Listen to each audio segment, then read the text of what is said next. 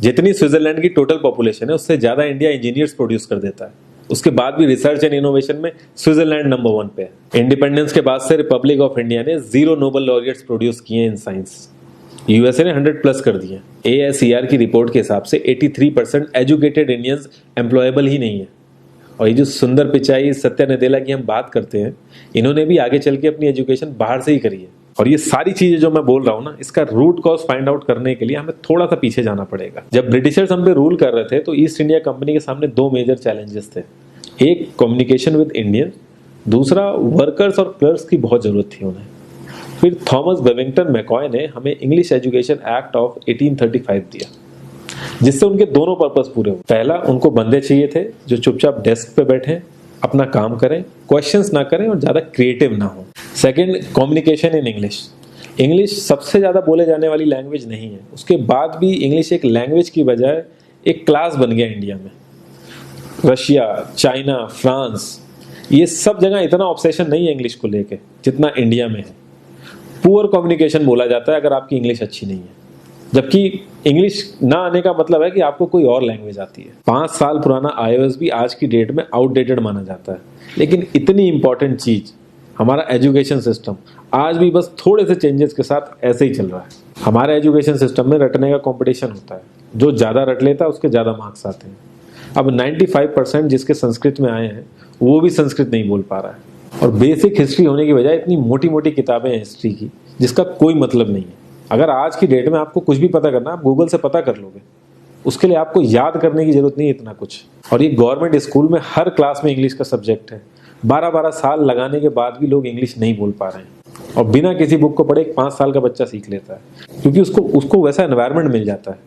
A+B का whole square is equal to A² + B² + 2AB। इसका real life में क्या यूज है किसी को नहीं पता, न प्रिंसिपल, न टीचर, न बच्चे, बस पढ़ाए चले जा रहे हैं। हो सकता है इसका कुछ मतलब हो, लेकिन आप ट्राई करके देख लेना, किसी को नहीं पता। हाँ, 2AB की जगह अगर आपने 3AB बोल दिया तो 4 लोग हंसने वाले मिल जाएंगे आपके ऊपर। किंडरगार्टन में जो बच्चों को सिखाने के लिए टेक्निक यूज होती है वो लाख गुना अच्छी है कॉलेज की वो रटने वाली टेक्निक से। और जिन बच्चों के बहुत ज्यादा नंबर आते हैं ना, जो वो छुपा छुपा के एग्जाम में लिखते हैं, आप देखोगे जब वो रियल लाइफ में जाते हैं ना तो ज्यादातर क्रम्बल करते हैं वो। हर किसी को सेम सिलेबस और सेम चीज सिखाई जाती है बिना उसकी कैपेबिलिटी देखे, और क्रिएटिविटी का तो दूर दूर तक मतलब नहीं होता।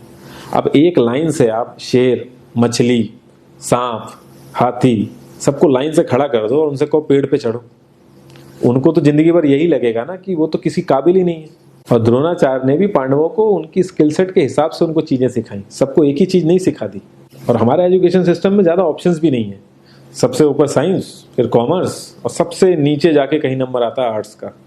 आर्ट्स लेने वाले को तो लोग इतना हल्के में लेते हैं जैसे वो किसी काम का ही नहीं है। हर माँ बाप को तो इंजीनियर या डॉक्टर ही बनाना है। कॉलेज वाले अगर एक्स्ट्रा कोर्स रख भी देते हैं तो माँ बाप एंट्री नहीं कराएंगे, तो वो सारा पैसा बर्बाद होगा कॉलेज का। तो ऑप्शंस कहाँ से आएंगे? और बचपन से ही आपकी ट्रेनिंग स्टार्ट हो जाती है। माँ बाप, भाई बहन, रिलेटिव सब यही समझाते हैं अगर आपके मार्क्स नहीं आए और जॉब नहीं लगी तो आपकी जिंदगी बेकार। और लाइफ की क्रिएटिविटी को आप रखते हो साइड में, और ये अच्छे मार्क्स और अच्छी जॉब पाना आपका सपना बन जाता है।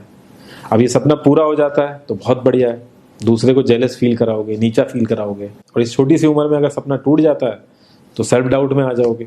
इतना बाहर वाले आपको नीचा नहीं समझेंगे जितना आप खुद की नजरों में गिर जाओगे। आप किसी भी 4-5 सक्सेसफुल आदमियों के बारे में सोच के देखिए जिन्हें आप बहुत सक्सेसफुल मानते हो, या जिनकी तरह लाइफ आप जीना चाहते हो। मैं ये कह सकता हूं कि वो इस एजुकेशन सिस्टम की वजह से तो सक्सेसफुल नहीं होंगे, चाहे वो जो भी हो। धीरू भाई अंबानी, विराट कोहली, आमिर खान, नरेंद्र मोदी, ये सब हमारे इस करंट एजुकेशन सिस्टम के ट्रैप में नहीं फंसे। इन्होंने खुद सीखा, खुद एजुकेट हुए और खुद आगे बढ़े। किसी कंपनी के सीईओ को अगर ये कहा जाए कि आप अपनी कंपनी के सारे डिपार्टमेंट में इंटरव्यू दीजिए, तो कोई गारंटी नहीं है कि वो सारे डिपार्टमेंट के इंटरव्यू निकाल लेगा।